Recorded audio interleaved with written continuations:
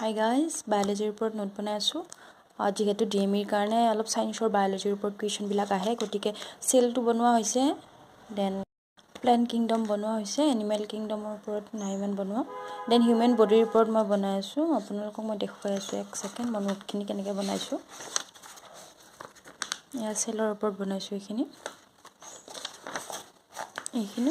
আৰু এইখিনি মই ক্লাছ 9ৰ বুকৰ পৰা বনাইছো আৰু ম্যাক্সিমাম মই এই ইংলিশ টাৰ্ম বিলাক লিখি লৈছো ইংলিশ টাৰ্মখিনি ইম্পৰ্টেন্ট বিকজ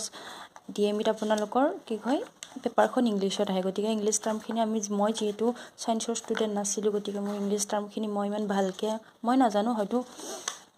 যিখিনি সায়েন্সৰ ষ্টুডেন্ট আছিল তেওঁলোকে জানিব পাৰে তেওঁলোকৰ কাৰণে প্ৰবলেম নহয় মোৰ কাৰণে অলপ প্ৰবলেম হয় সেই কাৰণে নোটখিনি মই লিখি লৈছো এটো হৈছে টিস্যুৰ ওপৰত নোট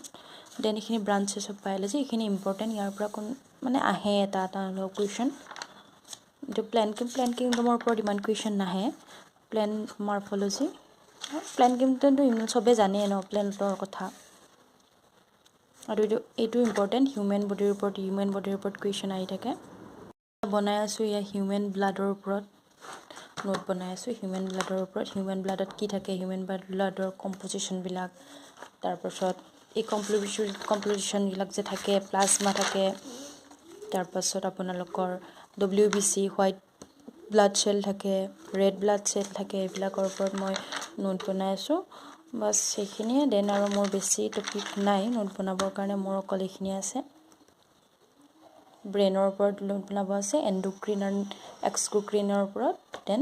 নিউট্ৰিশন এণ্ড ডিজিজৰ ওপৰত এইখিনি নোট বনালে মই ডাইৰেক্ট পঢ়িবৰ কাৰণে ষ্টাৰ্ট কৰিম আৰু মই ট্ৰাই কৰি আছো যে জানুৱাৰী মাহটোৰ ভিতৰত আজিটো আপোনালোকৰ মেবি 25 তাৰিখ গতিকে 25ৰ পৰা 30ৰ ভিতৰত মই গিদিনৰ ভিতৰত মই এইখিনি নোট বনাই কমপ্লিট কৰি ফেব্ৰুৱাৰী 1 তাৰিখৰ পৰা মই ডাইৰেক্ট মই ষ্টাডিৰ কাৰণে লাগি যাম সেই আৰু আপোনালোকে পঢ়ি থাকক নে কি কয় থ্যাংক ইউ ভিডিঅ'টি চোৱাৰ কাৰণে